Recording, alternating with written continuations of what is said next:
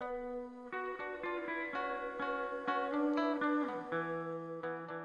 a professor at the University of Copenhagen, but I'm also chairman of the Danish government's panel that's supposed to come with a plan of how Denmark can become independent of fossil fuels.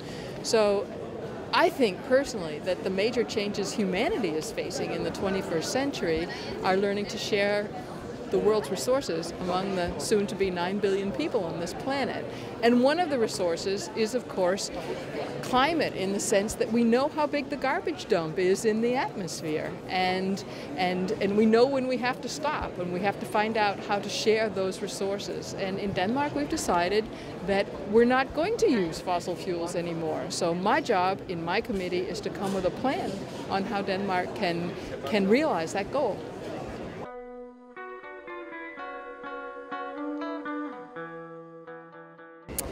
The major barriers aren't political, and they don't have anything to do with energy.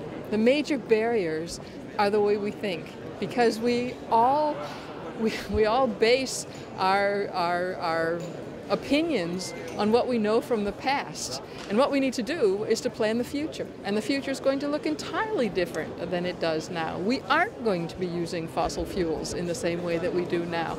And this requires a whole new way of thinking. So we have the technology we need.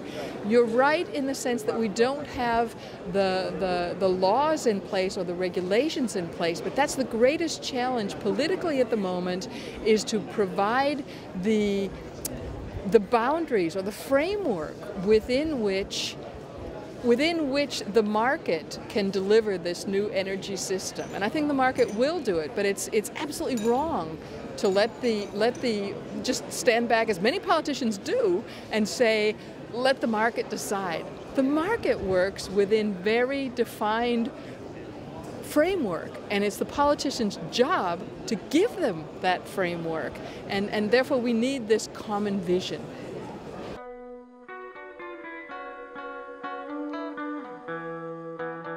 Denmark is really interesting. As chairman of this commission, I've gone out and I've talked to a lot of local governments, and in fact I've done workshops with 11 different local governments where they were allowed to invite 50 different people in. So I've talked to 600 local people that are really burning, really have the energy to do this.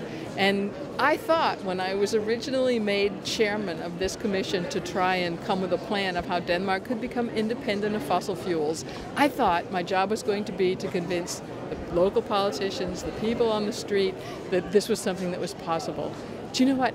They know it. There is so much energy in the local communities. There's so much political will that really the job I think I have is to convince the national politicians that this is where it's happening. This is a common goal. Now please remove the barriers that the local communities have in order to be able to achieve this goal, because none of our laws, our whole regulatory system isn't built up with this vision, and therefore many of the things that we want to get to happen can't happen because of a set of laws that are too old and don't work for the common cause.